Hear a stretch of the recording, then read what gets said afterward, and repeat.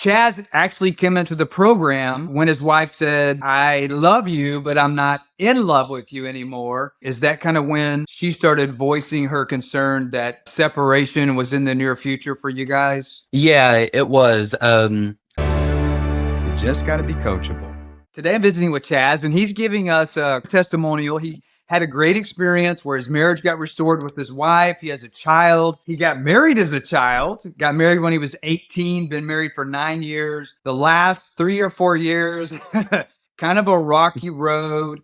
And his wife ultimately ended up blocking him on social media, started with separation, which ended in her moving out and her saying, I want her divorced. She had another guy that she was hot and heavy for that she had met during the separation. And Chaz actually came into the program when his wife said that I love you, but I'm not in love with you anymore. Ended up blocking him on social media and said, I don't want anything to do with you outside of when you're going to pick up our daughter. So Chaz, tell us just a little bit about, so you guys got married at 18, is that right? Absolutely. I'm 27 now, so we've been married like 9 years at that point. Okay, gotcha. And so you guys, did y'all have like a relatively good marriage up until like the last 3 or 4 years when things kind of started becoming more like a business relationship? Or I think your words were like you were roommates. Yeah, it was pretty smooth sailing, like that honeymoon phase that everybody likes to call it. It lasted for quite a while up until those last 3 or 4 years. It just kind of hit like a freight train. I started to see all these occurrences and problems starting to arise. It was a pretty rocky road towards the end there. What were some things that you tried, or if you think that she tried anything, what did you see yourself trying, thinking that it might make the relationship better? Can you share some of that with us? Absolutely. So I didn't just want it to get to a point where we couldn't even look at each other without something happening. Even with my job at the time being as rocky as it was, I figured, you know what, the least I could do is help around the house. I'll start doing the dishes. I'll start helping with the laundry. I'll become a house husband. Why the hell not? But it soon became pretty clear that it wasn't having the result I thought it was, because it started to feel as if we were more roommates than we were husband and wife. Okay, gotcha. And so, as you're working on those things, is that kind of when she started voicing her concern that separation was in the near future for you guys? Yeah, it was. And it's not like we hadn't had our fights before. Yeah. I'm the kind of person, if I say or do something I'm probably going to regret later on, I'm just going to shut it down right there. But I started to notice when she had initialized a sort of pseudo grown up conversation at the time. And one thing she Okay. said that really struck with me, it really hit a chord. I love you, but I'm not in love with you. Okay. And what was your response to that? I looking back on it now, I was pretty pathetic. I started begging, I started trying to compromise with her. I We had come so far, at least I thought so, and I didn't want to just throw that away. Yeah, I understand that. And you guys have a daughter. Is your daughter that you have, this is your daughter together also, right? Yes, absolutely. Definitely Okay. takes after her mother, that's for sure. So now you're in a relationship where your wife is saying, "I love you, but I'm not in love with you," and you guys essentially separate while staying in the same home. Is that right? That's right. Yeah. Okay. Um, And so this is the yeah. point where you become, in your words, pathetic or needy or begging, which basically, as you well know through the program, that's just an immature way to show her I'm selfish. It's all about me. I care about me more than you because it's what I want, not what you want. And so this is when things went from bad to worse, though, right? As you guys are separated in your own household, you're now ignoring each other And then when you do cross paths, this is when you begin like the rageful, explosive fights. So at this point, when you guys had separated, I think you said a couple of months into the separation, this is when she had made the decision and told you openly, hey, I'm going to start seeing other people. I'm going to start dating because I want to have fun again, right? So where did that go? And kind of like, what were the feelings? Were there feelings of hopelessness, or were there more feelings of anger? Like what happened then? Because I know that's ultimately what led your actions to doing something that caused her to block you, like on her Facebook and Instagram. How did that transpire? You know what? You're absolutely right. Like it was just this tsunami of rage and heartache and sadness. And you're absolutely right. Neither of us knew how to deal with that at that point. So when we did cross paths, we absolutely would blow up on each other. And,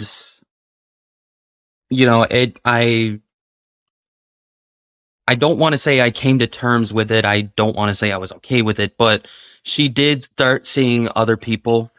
Uh, and what's more, she even started bringing them into our home. I get it. We're separated, Okay. but This that's still this my is why wife. you guys were technically, yeah, but you guys were technically separated too, right? I mean, she had threw that out there that we're separated, right? Yeah. Yeah. It was definitely a very emotional time frame. Dare I say more so than when the whole ordeal came down. And I did not handle it very well. I I think what led to our downfall the most was, I started making posts about how, family needs to be there for each other. We need to be able to support one another. And she did not take to that very kindly. Um, and ultimately, those are what led to our divorce. And like you said, she even ended up blocking me. She ended up blocking me on Facebook, Twitter, almost everything. The only time we would communicate is in the courtroom. Got you. So you guys didn't actually end up getting a divorce, though, right? That's just when you did some snotty Facebook posts. That's when she filed the divorce, right? But you did she didn't actually go through with it, correct? Right. Okay, okay. I was just making Yeah. sure I understood.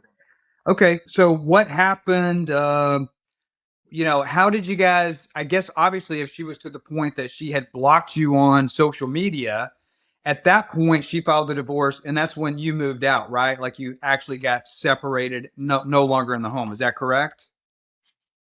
That's right. Okay, gotcha. Yeah. All right, so that makes sense. And then, were you guys still communicating? I know you had a daughter together, or you currently have a daughter together. Were you still communicating? Did you have any? If she blocked you on social media, were you guys still texting or talking, or kind of paint a picture of what transpired next? So soon after she had moved out and all of this had gone down, Or- Oh, she moved out, so ultimately, you stayed in the house. yeah, yeah, Okay, she gotcha. she moved in with her boyfriend. I had remained there with our daughter at the time. And what breaks my heart even more is that ultimately she became a victim as well. Our daughter did. Because what happened was ultimately we had to split 50-50 custody because she just wanted nothing to do with me at the time. Okay, I didn't realize that. It it I did not expect anything to work at that point. Okay, that makes sense. It seems like you weren't fully committed in it. Maybe you were still letting yourself get in the way, like still blaming her, probably some additional resentment because she was dating this new hunk that was hot and heavy and more muscular and more paychecks and more everything, right? That's just the way it goes. And then, this is not that necessarily of a common theme, but I've seen it before, but it's not typical because it's not something that I encourage. But you actually had one of your friends encourage you to get back out there and date also, correct? And this is what gave you, if we want to call it, I guess in your case, it was an opportunity, because now you have these frameworks that we have been teaching you every single day as a new way of thinking on how to start a conversation and how to go through the conversation and how to finish the conversation like in a mature adult. And you were struggling with how to actually practice a new way of being mentally in your heart because you had resentment with this new boyfriend. And I get that. I understand that. We're emotional creatures. But what makes us the 1% of 1% of men is that we get to choose to not have our actions based on our emotions. And you found success in practicing that on dates, right? So you take the advice of your buddy, which I might recommend that in some situations, but you take the advice of your buddy and you start probably even resentment dating. Like you're like, well, if you're dating, I can date too. And then you started actually practicing the frameworks that I had taught you in the modules. You were practicing these on your date, and you were just floored at these women were just eating you up and falling all over you, that you even were dating women that were above your pay grade, like 5 grades, right? And they were still, it was just working on them because they could see that you were becoming the 1% of the 1%, and that's very attractive to any woman when they know that you're an emotionally safe, stable man. And I understand why you weren't having the successes. It probably did make it more difficult for you to really do that in your heart with your wife because you're hurt because she's dating somebody else. Which, if you could have done that with her, you wouldn't have had to go practice it with somebody. And we know for sure that it would have worked on your wife also, and it would have attracted her back, because once you started practicing this with some dates and seeing successes, that's when you actually made a change in your heart to start genuinely also doing this with your wife. Like, not fake it till you make it, but real. Is that correct? Absolutely, it is. And So that you're was that you're was absolutely right. that was what in that was in around Christmas time is when you were, like, through December, when you were going on the dates and you had started implementing this genuinely with your wife, uh probably like the first part of the new year of January of this year, correct? Yes, there it was. Okay, gotcha. And so fast forward, so now you're blocked on social media because of your snide Facebook post.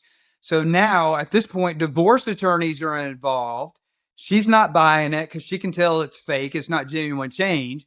But now you go out, you start dating some girls, and you're seeing some success with that, and you're like, "Gosh, it's fun just being like thinking like this for real because I'm happy. And if I can be happy like this with somebody I don't even know, and it's attractive to them because they keep texting me when I just did it really to piss her off, to piss your wife off." And you're like, wow, if I'm having this kind of success doing this genuinely with these dates that I'm going on, then I might as well give it a shot with my wife for real to see if there's any success. And so then we fast forward to the end of February, the beginning of March, and that's when she tells you, "I see something in you," and breaks up with her boyfriend, correct? Absolutely. And you're absolutely when first started implementing all of this, I started to understand that it was more of a mindset than it was like lessons or a script or something that I had to read. I started to understand that, holy shit, this isn't just what she wanted, this is what I wanted. Ooh, I This is love what's going to that. help me become better. Yeah, that makes sense. And you said that not only did she notice it, your conversations with your daughter even became more intimate, like it connected you guys, correct? Oh yeah, absolutely. She is very observant for her age, and it was kind of scary to see that even she was starting to pick up on like subtle changes in my mood and my mindset in just day-to-day activities. It was really impressive. Yeah, I remember when you first joined the program, I understand you were hurt, like you were bitter because you were hurt because you kind of felt like you were being cheated on. And I won't get into semantics of where you cheated on.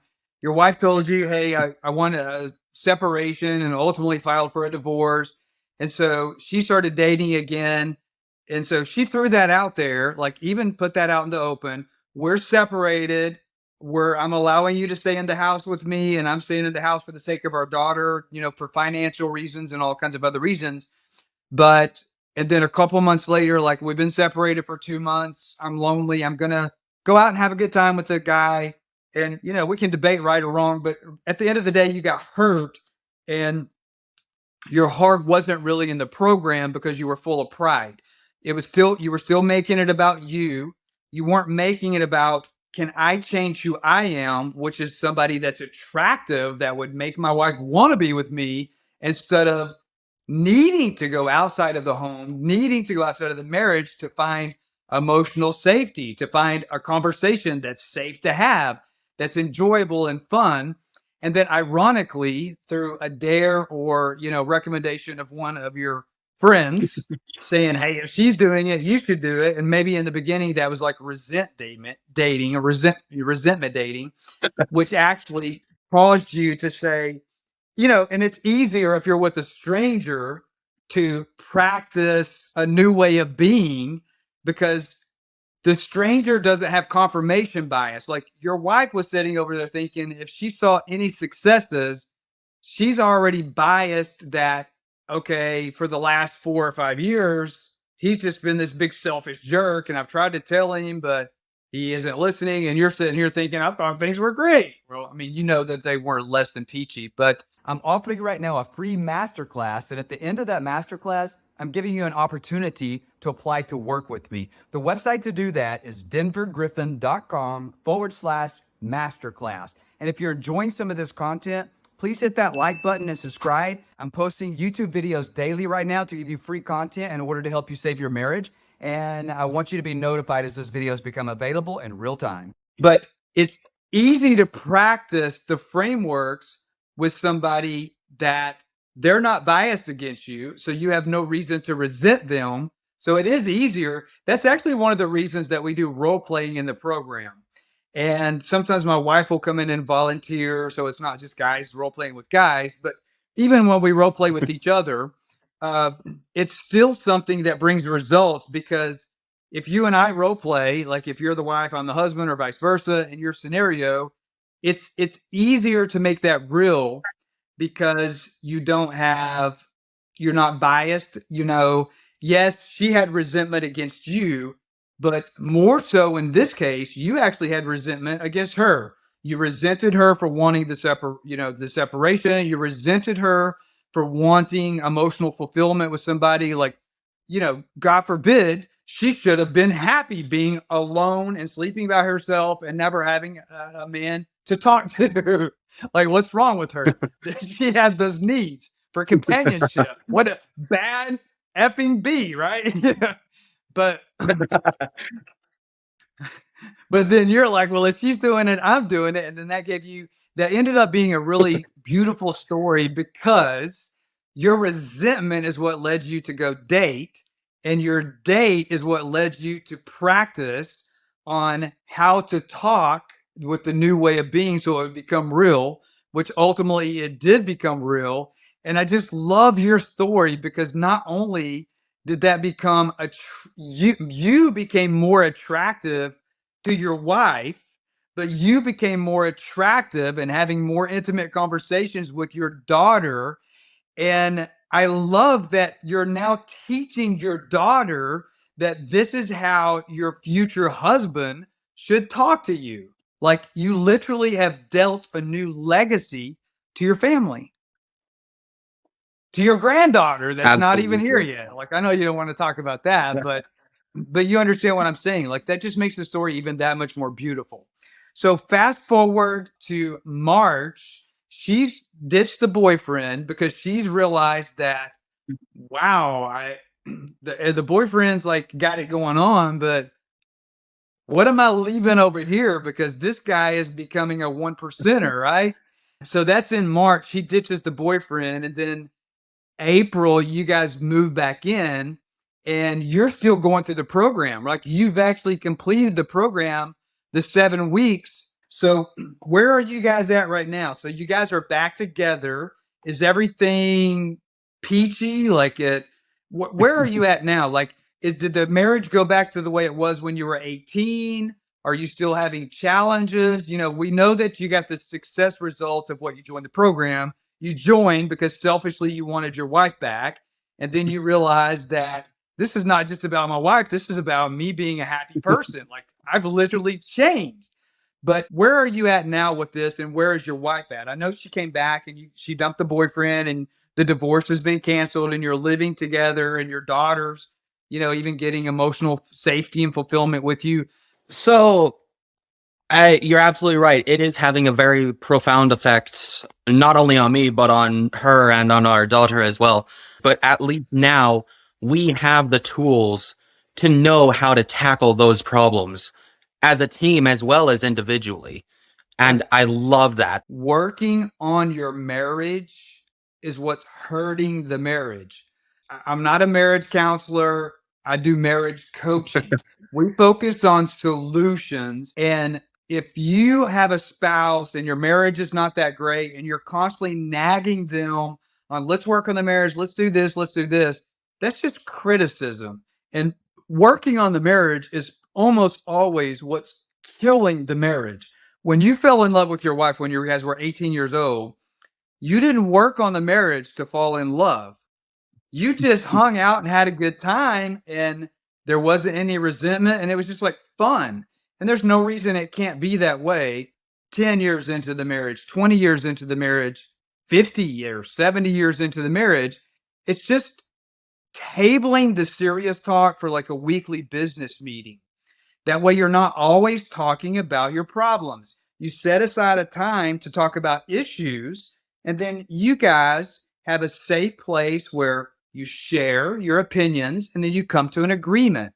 And even when you disagree, coming to that final agreement together can make your conflict something that can actually increase your love for each other, which makes it more fun. And you're like, wow, who would have thunk talking about our checking account could have been like uniting us, right?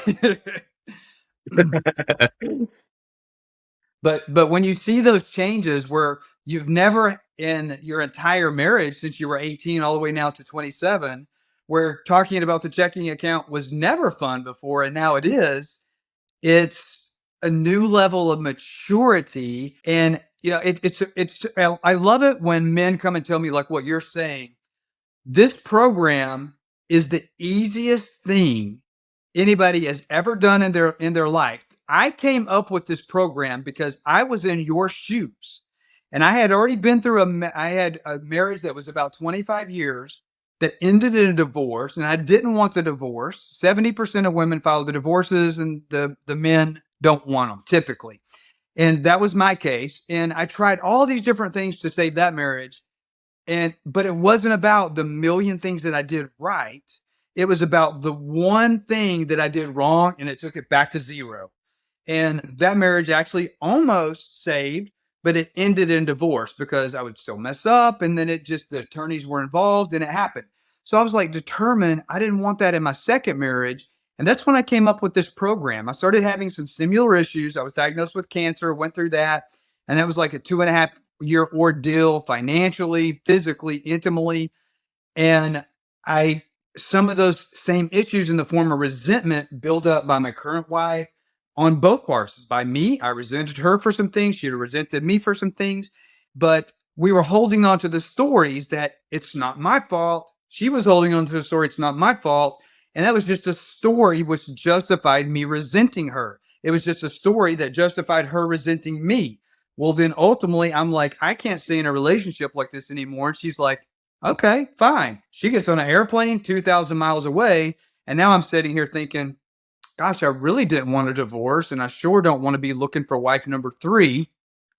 And now I have step grandchildren that I don't want to lose in a divorce. And I still loved her. I was not, I didn't, I don't want to say I was that person that said, I love you, but I'm not in love with you. I was the person that was saying, I'm in love with you, but I freaking can't stand you. How do I be the one person that steps up to make it so I'm somebody she can stand, which will probably cause her to be somebody that I can stand, so the person that I'm in love with, I can live happily ever after. And I actually tried all these different things and I kept a journal and I said, I'm making this too hard. This is easy. This is simple, but it's not common sense. And my actions have to be most every action until I attract her back.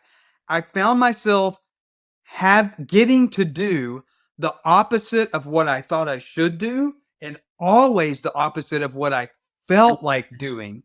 That's when my soul, my spirit took control of my flesh, which this. And so I practice what I always tell my clients: shut up, shut up, shut up. Because this thing, it wants to control and ruin everything. And so my spirit started saying, shut up, shut up, shut up. And I kept saying, shut up, shut up, shut up. When it was serious talk, shut up, shut up, shut up. She would say something that would trigger me. Shut up, shut up, shut up. She would on purpose do something that she knew was like, imagine like a chicken running across the piano. She was pushing all my buttons. As she saw that it was a genuine change, she would dance on the buttons to see if she could trigger me to see, is this real? And I stayed firm because it wasn't scripts, right? It was a framework for a new way of being, that I got to the point in the program that I created, that I was writing the successes as I was going through and doing it myself. I finally got to the point that I was like, she's going to be attracted back. I can tell. But at this point, I don't want anybody to, or any of our viewers to take this the wrong way. But I was like you. I got to a point where I'm like, it's not even about getting her back. I'm just a manly man and I have a mission in life that God has called me for. And I am walking into that mission, and I'm not focused on resentment or focused on what she needs to do. God has a plan for me, and I'm walking in that and just being a nice guy. And if she has something to talk about, even if it's something I don't like or I don't want to hear, it became beautiful.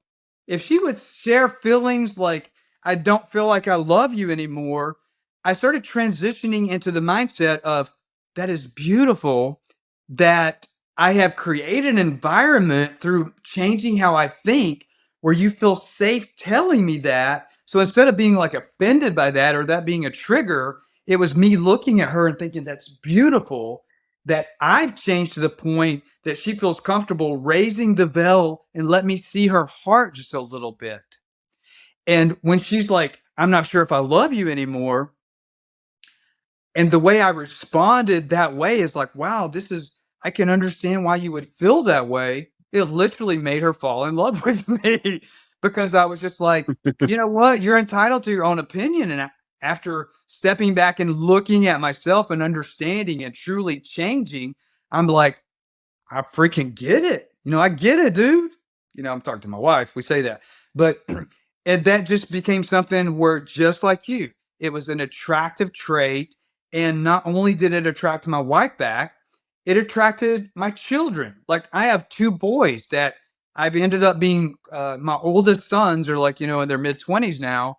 And I have a closer relationship with my boys than I've ever had before, because it's safe. Now, I'm not, if I see something where like I want to give them advice or whatever, I don't always give them advice unless they ask for it, because I have a new way of being, and they're adults. They're entitled to have their own points of view. And if they share their point of view or something about their life or their thoughts, I might I might come back and share if they ask me, like, what do you think? I'm going to say what I think. But the fact that they would raise the veil, especially if they know that I don't think like that, the fact that they know I'm safe enough that they can tell me and share that with me and have those intimate conversations, it's life changing. Like, I never imagined the relationship that I have now with my grandchildren, that if I hadn't have went through this myself and designed this program to help to first of all change myself and save my own marriage, but now I'm sharing that how I did that with other men, and I can relate to almost every one of my clients because all of the bullshit that everybody has been through. I cheated on somebody. I've been cheated on. I told somebody I wanted a divorce. Somebody told me they wanted a divorce. I've been through a divorce. I've been remarried. I know what it's like to have a blended family and all that comes with that because I literally have experienced all of that. And more importantly, I think, is the scenarios that my clients that are coming into this program that they're experiencing. I remember intentionally, I keep a journal and I go back and refresh and put myself in those feelings. I remember what it felt like. I remember what it felt like when I found out that my ex-wife had a boyfriend and that there's a program out there that talks about limerence and, oh, if they have limerence and they're seeing somebody else, eventually well, she married her limerence. So you can't always count on limerence to fade and to get your spouse back. But I remember the way that felt. And I also remember in my current marriage when I decided to become mature and start teaching other people how to do it. I remember how it felt when I actually had a change in my heart, that the framework that I was practicing became real, like it did for you. And I remember that's when I called my wife, my current wife, and I said, I've actually said I'm sorry for some of these things that I did, but I want to apologize for something different. Not only am I sorry for the things that I did, which when I apologized the first time, that was basically me being selfish saying, "Oh, I'm sorry. Will you come back?" That's why I was apologizing. But when I had a change of heart following this framework consistently, I then called her and said, "I understand how I made you feel. And will you please find it in your heart to forgive me for the way that I made you feel when I did these things? Because I can actually put myself in your shoes now and understand all the times that I threatened divorce, what that meant to you, and the thoughts you must have thought when I was threatening our marriage to you. No wonder you fell out of love with me, or you thought you did. Who wouldn't? Like, constantly putting you in a position where you're responsible for my happiness, regardless of the reason. Regardless of the reason. And I think you can relate to some of that too, right? Oh, absolutely. Sorry, I got a couple of bugs in here with the light on or whatever. I had the window open earlier. Well, so you guys are happily back together. You're still in the program. Uh, do you feel like you're going to continue the program past this 7 weeks? So I know that you're about to re-enter it again. So what ultimately made you to go into this this is second time, right? Yes, that's right. Okay. Anything? So, Yeah. Yeah. Share about that. oops, sorry about that. Um, I think at this point, it's those little details that are going to be able to help me out the most. Um, Not necessarily like, okay, this is the course you need to take, this is the mindset you need to have, but like any tips or hints that could help me better approach any situation we face in the future. Yeah. In your marriage, with your children, and your businesses. So one of the things that I want to share with people is, in addition to these YouTube videos, I also have some free content that I'm offering our viewers today. If you go to my website, it's denvergriffin.com// masterclass. And I have some additional content on there that's of no charge to you. And I make a special offer at the end of that video. If you're somebody that you feel like that these videos are helping you, like they are helping with Chaz. But Chaz also took it a step further. In addition to the YouTube videos, attended the masterclass, saw some success with that, and then decided to actually reach out to me and request a client call. And I took you on as a client. So if you're somebody where you feel like that you need this immersion into a new way of thinking, a new way of being, like what we're talking about on this video today, step one of that is to attend my masterclass, denvergriffin.com/masterclass. Go through that, get some tips out of that, and start seeing immediate wins with that. And if you feel like you need more than that, schedule a call with me on there to go ahead and do a consultation to see if the program might be a fit for you. I've started doing the hybrid model where, in addition to the modules, you have the ability now to schedule unlimited phone calls with me where you can ask me personally any question that you want. And we now make those phone calls available to all of the men in our community. What's your thought on that? Like, when you've been on a phone call, like asking the question, but when you haven't scheduled the call, being present for those phone calls when somebody else is asking me that, what's your thought on that model? Has that been beneficial to you? And talk about that a little bit. Oh, absolutely, it has been. You know, one thing I'm not even sure if everybody is aware of. These aren't just my issues.